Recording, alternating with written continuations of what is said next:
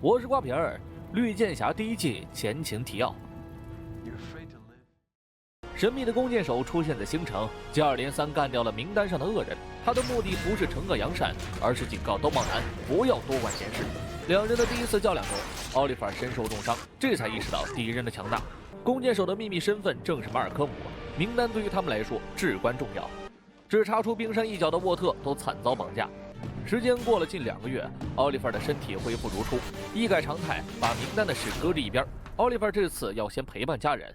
沃特失踪后，莫伊拉干什么都提不起劲儿。丈夫儿子遭遇海难后，一直是这个男人在陪伴。如今悲剧重新上演，对他的打击巨大。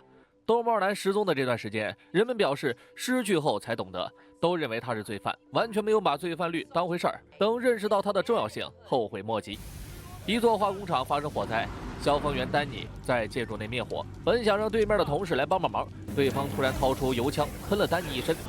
大火迅速吞噬了丹尼，神秘人淡定地转身离开。这场事故被定义成意外。丹尼的妹妹乔尔刚好是罗罗的同事，她觉得这不可能是意外。尸检报告上说，丹尼的消防衣上沾满了松节油，可这间工厂根本就不用松节油。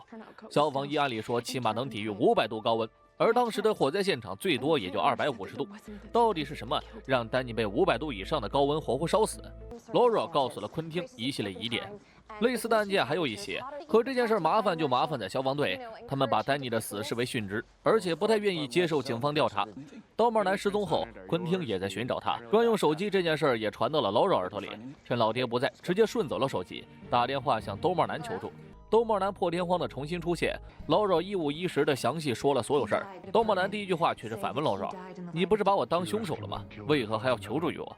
劳罗却说：“那你证明给我看，你不是哦。”奥利弗开始调查此事，他明白想找出真相还得需要一些警方的帮助。很快，基地楼上传来吵杂的声音。自从汤米被土豪爹放弃后，只能投靠奥利弗，哥俩还要在这开一个夜店。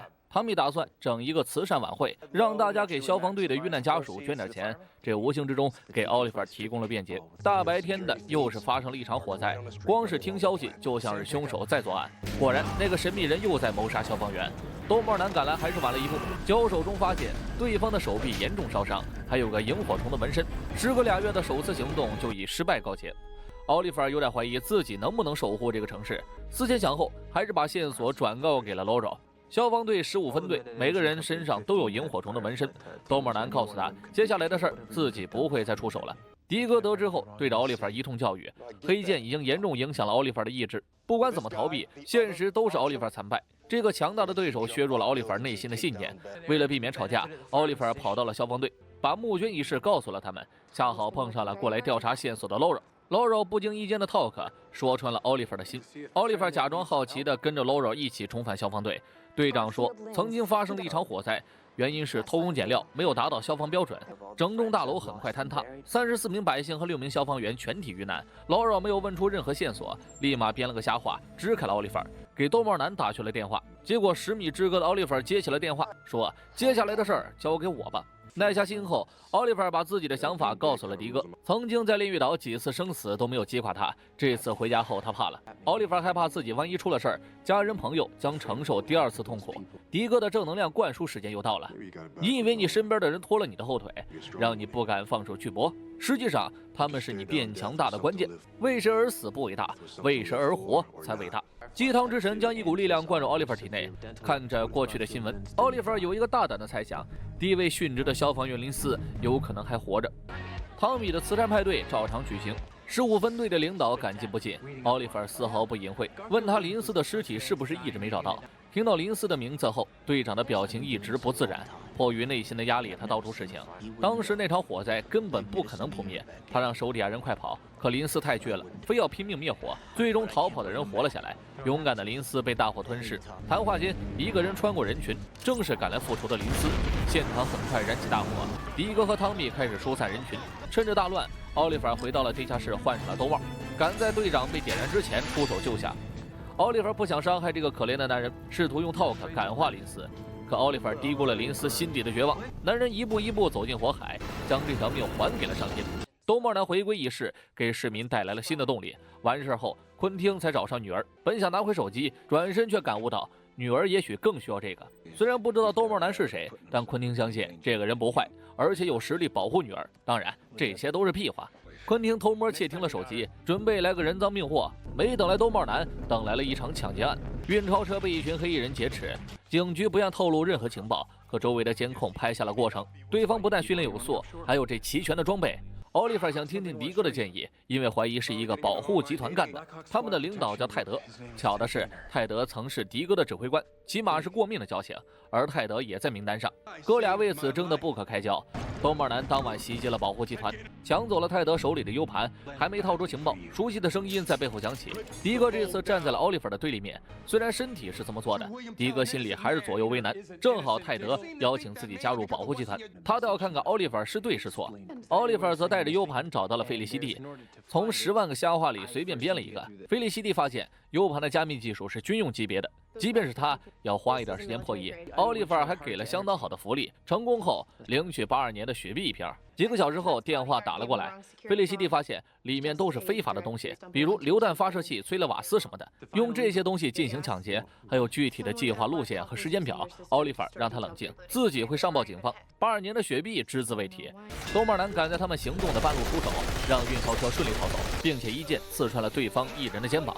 可凶手之中并没有泰德的踪迹，因为泰德当时正在和迪哥在一起，迪哥也没闲着。保护集团有个叫诺克斯的人，看起来就脾气暴躁。迪哥猜测这件事可能和他有关，并且回到集团检查车辆的受损情况，从中找到了一滩血迹和其他线索。很快，迪哥就被诺克斯逮个正着。黑暗之中又走出来另一个人，泰德。正如奥利弗所说，这个男人才是幕后黑手，保护集团就是个幌子，他们私底下以抢劫为生。泰德绑架了迪哥的弟妹，强迫他参加今晚的行动。奥利弗立马跟了过去，迪哥身上的窃听器直播了所有对话，两个人默契地展开反杀，不但救下了弟妹，还一剑带走了泰德。又一个人从名单上被划出。与此同时，莫伊拉秘密会见了马尔科姆。虽然知道丈夫是被她绑架的，但自己一点辙没有，还得替组织办事。可这场见面被角落里的西亚全程目睹，虽然听不见对话，想也不是什么好事儿。西亚把老妈疑似出轨的事告诉了哥哥，奥利弗自然相信老妈有自己的理由。年幼的妹妹只感觉老妈滥情，为了保险起见，奥利弗还是问了问情况。自从沃特消失后，莫伊拉必须要接管公司。他说自己只不过是去请教下运营公司的问题。奥利弗自然没多想，过几天就是妹子18岁的生日了。奥利弗和汤米商量着给他举办一场派对，在派对上，西亚给老哥需要自己的成年礼物，一辆跑车，让小姑娘心花怒放。姐妹们给西亚介绍了一个新玩意儿迷魂，效果就像它的名字一样带感。西亚害怕老妈发现，打算先藏起来。在楼梯转角又看到了老妈和马尔科姆鬼鬼祟祟，其实马尔科姆是在给莫伊拉看沃特的照片，证明他还活着。由于悄悄话说的太过亲近，被女儿误解成出轨实锤，气得西亚用了一整包迷魂，还在马路上飙着新买的车。可想而知，混乱的大脑让他出了车祸，被抬进了重症监护室。急忙赶来医院的莫伊拉被女儿数落地离开了病房。结果隔天一早，警方就赶到了医院，以吸毒、醉驾等罪名逮捕了西亚。另一边，见完莫伊拉后，马尔科姆又约儿子吃了个饭。汤米以为老爹回心转意了，还带着罗罗一起赶了过去。结果没吃几口，马尔科姆掏出了一份合同，他要关闭汤米妈妈生前开的义务诊所。不过当初在合同上签名的是年幼的汤米，没有儿子的亲笔签名，根本无法执行。父子俩的关系在此刻瞬间崩塌。自那天之后，马尔科姆的电话汤米一个也没接过。回忆起妈妈出事那天，汤米暗自攥了拳头。那年他才8岁，妈妈突然去世，让他不知所措。可那种情况下，马尔科姆却选择了离开，这对他打击非常巨大。他恨透了自己的父亲，认为他是一个自私的人，而这背后的故事他根本不知情。一切都要倒回到23年前。马尔科姆不过是一个普普通通的商人，有着美满的家庭。8岁的儿子汤米是他一生最宝贵的财产，每晚都用不同的魔术逗儿子开心。噩耗就这样降临在这个家庭。妻子遭人谋害，马尔科姆一蹶不振。年幼的奥利弗一直陪在好朋友汤米身边。警方给出的结果没有足够的证据将嫌疑人定罪，但他们出于情分把照片给了马尔科姆。当晚，马尔科姆就买了把手枪想去复仇，可他毕竟是一个普通人，即便是枪在手里，也没有勇气扣下扳机。弱小的他被按在地上蹂躏，对方不停的嘲讽让马尔科姆彻底爆发，一枪下去，嫌犯当场丧命。马尔科姆这次害怕的不行，托朋友取了钱准备逃跑。现在这个样子，留在儿子身边也是坏事儿。报了杀妻之仇后，马尔科姆并没有因此熄灭心中的怒火。他听说有个地方能把怒火转化为其他东西。出发之前，他对汤米保证：“爸爸去一个地方学点东西，这样以后就不会有人再伤害我们了。”说完，马尔科姆强忍着泪水前往了南达巴尔特。懂行的人都称其为刺客联盟。马尔康姆看到眼前的小女儿，忍不住为她变了个魔术，而魔术师的名号从此立足在了刺客联盟。这些事儿永远埋藏在了马尔科姆的心底。家人朋友都曾误解过他，但他从不后悔。只有自己变得强大，才能保护家人。就让自己成为别人口中的带恶人吧。我是瓜皮儿，下期见。